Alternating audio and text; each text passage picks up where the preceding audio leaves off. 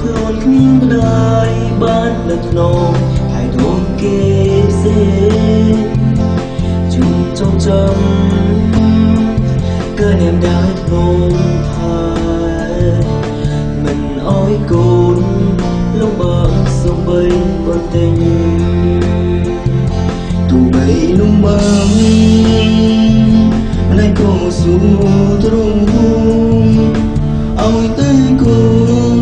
បានសុខសាន្តម្នាក់ក៏សប្បាយតែពេលនេះមួយវ័យហុំហើយរួយនាងម្ដាយបានជាឆ្ងាយលេងមើលទ្រង់លំចិនចង់ស្រីហើយអ្នកម្ដាយមកជួបពេលនេះព្រោះអីកូននេះចង់ឃើញអ្នកដើរដងទីតែក៏ដឹងមិនអាចទៅរួ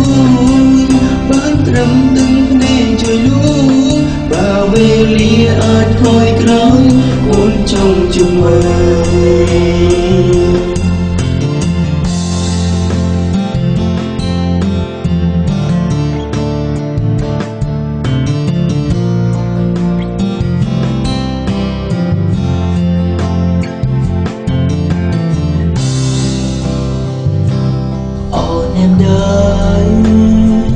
កូនស្រឡាញ់អ្នកខ្លាំងណាស់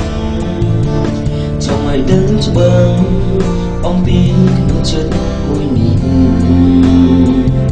នឹងខំធ្វើអូដើម្បីតបស្នងអ្នកម្ដាយនឹងមិនចេញឆ្ងាយពីផ្លូវនៃក្តីសុខចិត្ត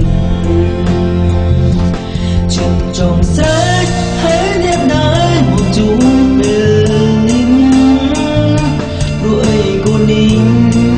ចង់ឃើញអ្នកដើរដងទីតែក៏ដឹងមិនអាចទៅរួចបានត្រឹមនឹងភ្នែកជួយលួងបើវេលាអាចថយក្រោយកូនចង់ជុំមើលចិត្តចង់ស្រែកហើយអ្នកម្ដាយមកជួបពេលនេះព្រោះអីកូននេះចង់ឃើញអ្នកដើរដង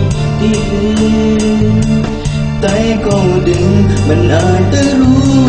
ចបានត្រឹមទឹកភ្នែកជួយលួង